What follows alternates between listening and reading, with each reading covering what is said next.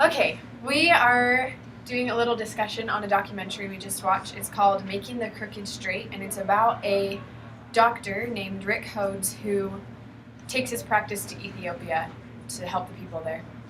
So, what were some of your guys' thoughts on the documentary? Well, I was amazed at how many different types of illnesses, I guess, or diseases he was working with. I didn't realize there would be so many different things he was helping people out with. Like the scoliosis and then the thing that was tuberculosis, with the blindness. Yeah. And then how easily he could get like generic brands of medicines and tell people, and not how like easy it was for him to do that, but That was really cool because he was able to treat people. Like in the U.S. it would cost like $700 or something, but there it was like way cheap to treat them. And so like it kind of makes me sad that we're not contributing more money to those people where it's cheaper for them to get it. Like why haven't we helped them get it yet? Like I don't know. And it's like amazing how he did this literally all by himself. Like he didn't have like a team. He didn't have like his hospital buddies or whatever. Like he was just like, okay, I'm gonna devote my life to this. And he said like, he even commented on how he's like, I don't have a personal life, but like it doesn't bother me at all. Like this is my life, and like he has a family of kids that he's like fostering and taking care of, and it's just like, what if one person can do that? Like think of how many lives he saved, like, and we just like do nothing over here. Yeah, I thought it was amazing how many things like he was doing. Not only did he have that practice in order to help the kids, he did have the 2 homes for children, and then just going to the rural Gondar and like other places and giving cheap health care to those kids and saving lives. Really, he did a lot of stuff. I thought it was quite the sacrifice because none of those people can repay him in any way. It's obvious that he's putting like all of his money into it because they can't afford it at all. So where is he getting money from? Out of his own pocket. I thought that was amazing. It talked about education really is the key still. Like they're very much a developing world, but like the Canadian young boy or whatever that came and just spent $5,000 to build a schoolhouse, and that like increased the attendance of the students and all this stuff. And now these kids are getting an education, they have a better future and all this stuff. It's crazy to me how much education is. Yeah, we talk about all these different goals of the UN, but I feel like every single one always goes back to education. And that's like the most important one. And once like that gets set into place, like so many of the other goals will just fall into place, or at least be easier to accomplish. I thought it was interesting that, I don't remember if he gave a percentage, but he said that all of the Ethiopian doctors don't even practice in Ethiopia. The majority of them go to the U.S. I just thought that was interesting. And I don't know if there's like a way to influence them to stay, because obviously it's kind of an investment of money at first.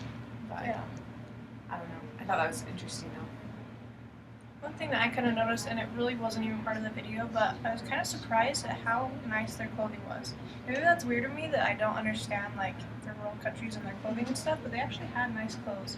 Like the second place we went to was a little bit different, it looked more cultural and things, but I don't know, especially in the first part of the video, I was just amazed that people had like button-down the front shirts, nice jackets, and all that stuff. That was just kind of interesting to me, considering that it's like a third world country. I like their hats. Yeah. Oh, I love the hats. They had like the menorah hat. Did you see that one time? It was like all the candles and everything. That's funny. I guess now we can kind of talk what we can do. Yeah. In the Philippines, most of I think like malaria is probably their biggest disease, the waterborne diseases. But disease and then problems with providing their own food are like right up at neck and neck with each other. So I guess like a common factor with both of those would be education. Just like if they can learn how to take better care of the water they're using while they're farming and things like that, it will help keep the water clean so they stop getting all these waterborne diseases. Plus, it will help their food production, those kind of things. But it will definitely take some thought to find the best way to go about it. But my country's like more They have just a lot of. They have like a lot of major cities that aren't really suffering like terribly, but they have a ton of rural areas that don't have like immediate access to. Go ahead. To help basic health care, so that's a major problem that needs to be solved. Just getting that access.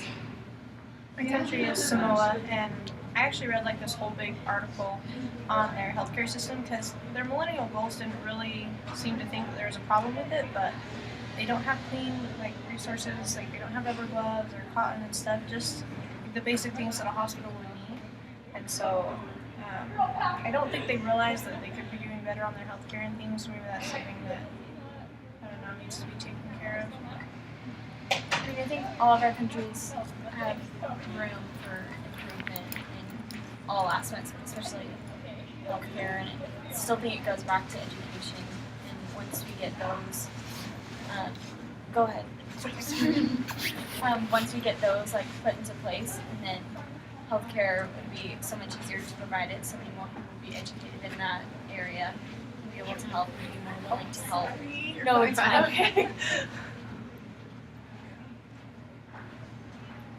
Do you want to share something about your country? No.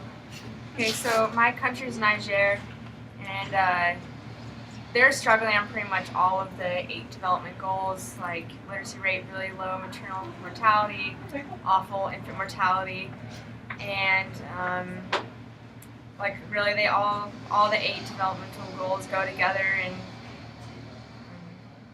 they just need a lot of help, especially in Niger with with health and with getting people in school, and we should help with a lot of stuff.